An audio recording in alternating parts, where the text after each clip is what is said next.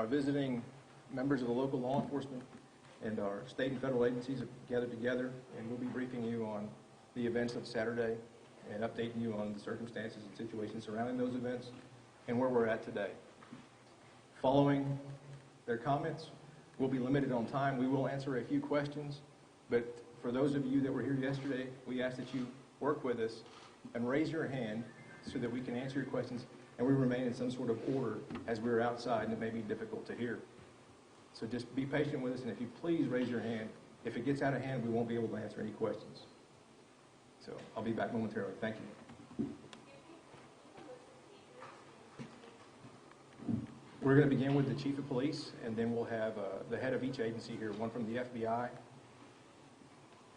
our Regional Director from the Texas Department of Public Safety, the ATF, United States Postal Service,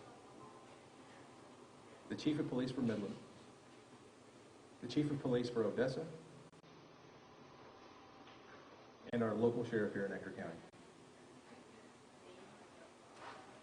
They'll provide you with their names as they approach. We'll be back momentarily.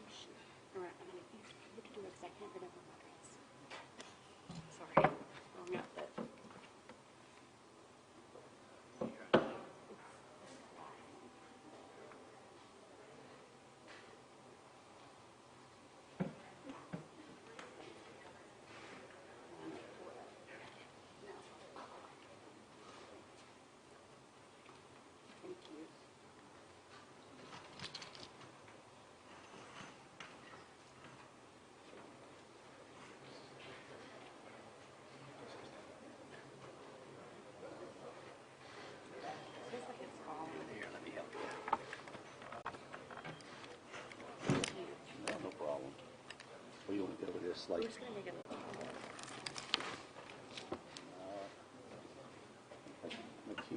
here-ish. Yeah. I'm messing with my kid. That's okay. You're okay.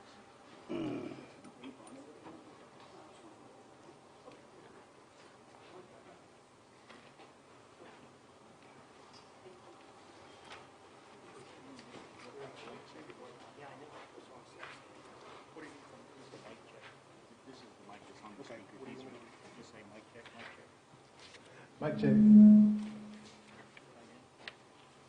Mic check. Good.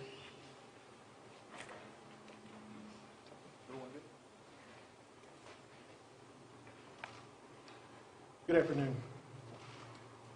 We scheduled this press conference because we thought that it's important to update our community on the progress of the investigation, number one, and where we're at this point, what we know. So to start this update, we'll add that we had an additional victim overnight. It was a 70-year-old female who had been struck by shrapnel while in her car. She took herself to the hospital and she was treated and released. So that's good news. Of the multiple crime scenes that everyone was working yesterday, we are down to 2. So that's also good news. With that being said, I have to again, thank all the local law enforcement, the state officials and the federal officials that came. The resources that have been made available to us is just astronomical and just absolutely appreciated. We also appreciate all the thoughts and prayers from our West Texas community, from the state of Texas and from the United States. Those thoughts and prayers have been pouring in, and those are much appreciated and much needed. I want to go over a short sequence of events for you. A few additional facts that we've learned. So Saturday morning, our suspect went to work at Journey Oilfield Service. He was there for a short time and was terminated. by his employer. Right after that firing, he called 911, Odessa Police Department's 911, and so did his employer. And basically, they were complaining on each other because they had a disagreement over the firing. He then leaves employment. He leaves his employers before our officers get there.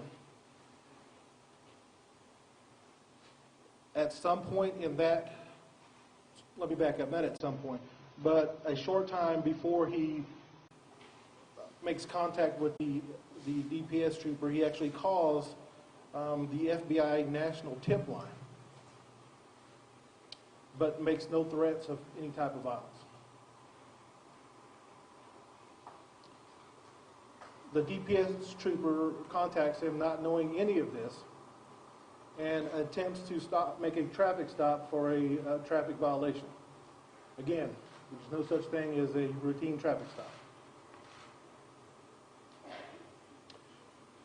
The subject then proceeds west on I-20, while on I-20 shooting at innocent civilians, creating victims. He enters the city of Odessa and makes his way to 42nd Street here in Odessa, and again shoots multiple civilians, creating victims. In the area of the 3800 block of North Adams, North Dixie, he encounters a postal employee and a postal vehicle and hijacks that vehicle and creates a casualty there. He then continued, let me back up again. At that point is when the vehicle he was in was a gold-colored sedan. He dumps that vehicle at that point and takes the mail truck. This is not a typical mail truck that you're thinking about, that you see. It's a white minivan, is what it is. Okay? He takes that vehicle and continues his shooting spree until he is finally contacted at the Synergy by multiple law enforcement agencies. An exchange of gunfire does ensue, and the threat is eliminated at that point.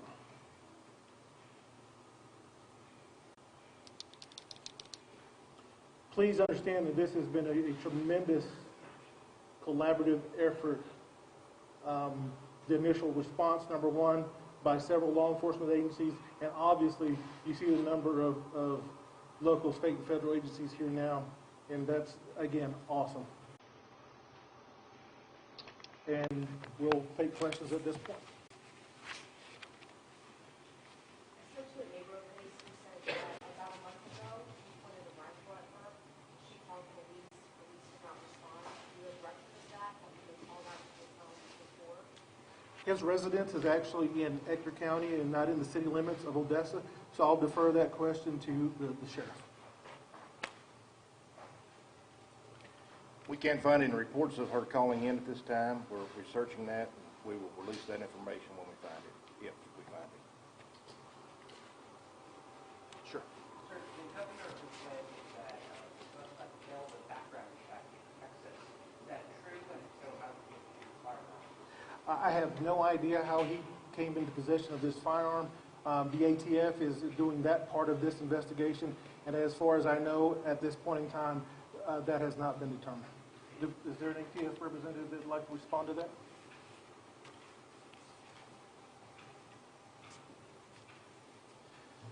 ATF, in partnership with the FBI, DPS, and all the other federal and local agencies, are aggressively following up on the source of the supply for the firearm on this. This time, we can't release information. As soon as we get to a point where we can, it'll be released. If you can't confirm that what the governor said, that it's no background check? The background check was run through National Instant Criminal System, the NIC system. NIC system did work. He did apply to get a gun. He was denied a gun. John Wester. Yes.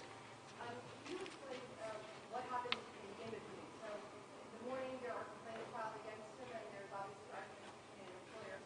What happened between that time and the paper incident?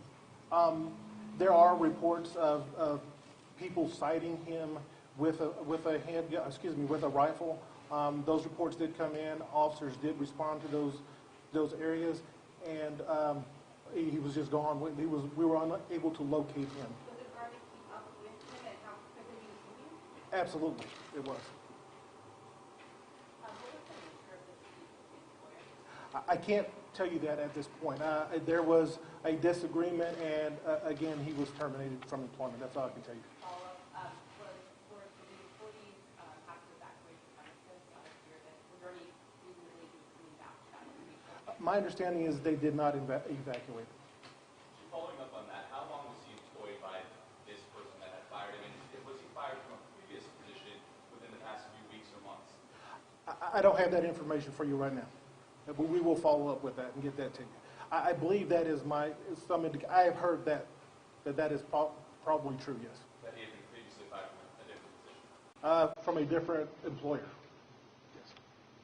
Yes. So what was the coincidence that they pulled him over for a traffic stop, or they were looking for his gold Honda, or they were worried that The trooper, my understanding is the trooper pulled him over for a traffic violation. They were not actively looking for this particular vehicle. right up here? Yes. He called this FBI tip line. What exactly did he tell them? And a follow-up, go ahead. I'll let FBI take that. Sure. He called the national tip line about 15 minutes before his encounter with the troopers. It was, frankly, rambling statements about some of the atrocities that he felt that he had gone through. He did not make a threat during that phone call. He ended that phone call. After the phone call, we initiated all of our law enforcement procedures, trying to figure out who he was, where he was. Unfortunately, it was only 15 minutes before the trooper was engaged. And Chief, have y'all found any kind of letter explaining why he then went on this rampage? Any kind of letter, Again, the DPS, the Texas Rangers, and the FBI are conducting that part of the investigation. And to my knowledge, that nothing of that sort has been found. What did he tell 911? It's a rambling statement. Absolutely. He rambled a lot in all of his contacts. No threats. Chief, Yes. when the suspect pulled into the synergy, were officers already on that location? And how long was it from the time that he pulled into the gunfire was exchanged? That's part of the ongoing investigation, and I would say it was a very short amount of time from the time he pulled in there till the gunfire was exchanged, but it's still, that's some information there that is still being sorted through. The suspect had a criminal history. Can you tell us about that? Can you tell us a little bit about the stop and firearm? The criminal history, we can't be specific about his criminal history. I will tell you the interactions that he's had with the Odessa Police Department have been of very minor incidents that would not have had any impact on his ability on the firearm. Can you tell us what time this synergy has stopped? Do we have an idea of how long it's been on? Again, I can't give you the exact times at this point. We're still parsing through all of that. I don't have that with me. I'm sorry. I apologize. Sir, regarding his dispute with the employer, was there any idea why he needed law enforcement to intervene in that dispute? Why it was a matter for law enforcement to, for him to direct it? Well, obviously, and I can't speak to his motives why he called, but we commonly field calls that are not of a law enforcement nature, that are of a peacekeeping nature between neighbors, between co-workers, that sort of thing, where we just step in and calm the situation down. Blessed are the peacemakers, right? We've got time for about 3 more questions, so give us 1 minute. We're going to take them by the showing of hands. We'll go with number 1 in the green shirt, number 2 back here, and number 3 in the blue shirt. Number 1, go ahead. Yesterday we spoke about how this is a bullfighting effort. Yes. There are some concerns that there might have been some issues with sharing information to address that. I don't have any concerns with sharing information. I don't know where that came from, but It didn't come from me, so I've had no issues with that. Where did that come from?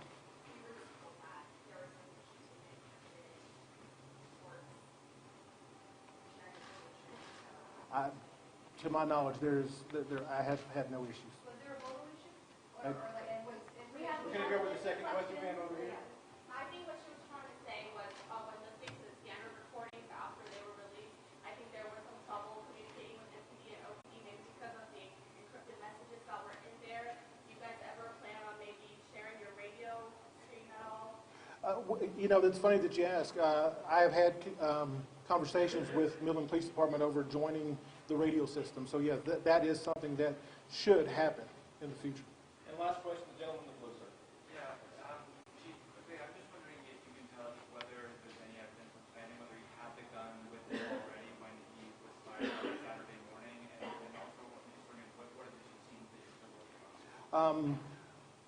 The first part of that question, so two questions, right? So you cheated, but the first part is that, as far as motive and if he had those weapons with him, that is a part of the ongoing investigation that we just don't feel comfortable talking about at this point. Motive, again, who will ever know what motive is, because the only way to determine that is if we can talk to him, and we can't. Our two ongoing scenes, I'll defer that to you. Pick? I believe it's Freedom Pontiac and Synergy. Two scenes in the city that Yes. are still ongoing, that Yes. are still active investigations. Is the home still being searched? That would be an FBI. I'm sorry, I couldn't hear your question. Is his property still being searched? No, we completed the search of his property yesterday. We're going through that. I know a number of you have been out there. It's a very strange residence. It's very small. I can tell you the conditions reflect what we believe his mental state was going into this. Again, just to echo on something that the chief said, he was on a long spiral of going down. He didn't wake up Saturday morning and walk into his company and then it happened. He went to that company in trouble. He's probably been in trouble for a while, which is why we've been reaching out. I've talked to some of you yesterday about we really need the public's help to reach out to us when they see people in that downward spiral that may be on that road to violence. And part of that too, holding some documents here, if you go to the FBI.gov website, there's a whole section there on active shooters. We just released a very detailed analysis of 62 active shooters in the last number of years that really talk about this road to violence and this unfortunate condition where these people go down a road of some mental problems there. Is it true that you didn't have electricity and running water in the property? I don't know if that's accurate, to be honest with you. With the FBI, I'm sorry. well, I think Sir, it's Christopher Combs. I'm the FBI Special Agent in charge. Thank you. We're out of time, but if you'll remain seated for just a minute, we'll give you some instructions. Thank you all very much for attending.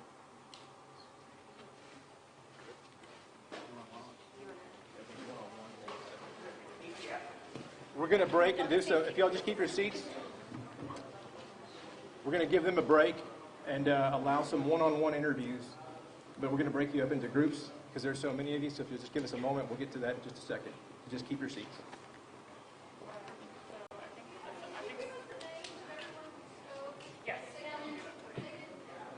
Yes, ma'am. So the chief is Michael Gerke from the Odessa Police Department. Michael, last name Gerke, Gerke. And then special agent in charge of the FBI from the San Antonio district is Mr. Combs, and I'll get you his first name in 1 second. Christopher Combs, and C-O-M-B-S, common spelling. And of course, the sheriff was the Edgar County Sheriff Mike Griffiths, sorry, not Michael. Mike, M-I-K-E, Griffiths, G-R-I-F-F-I-S. And then the ATF special agent. We'll get that for you momentarily. John Wester, ATF special agent. Last name W-E-S-T-E-R. John, J-O-H-N.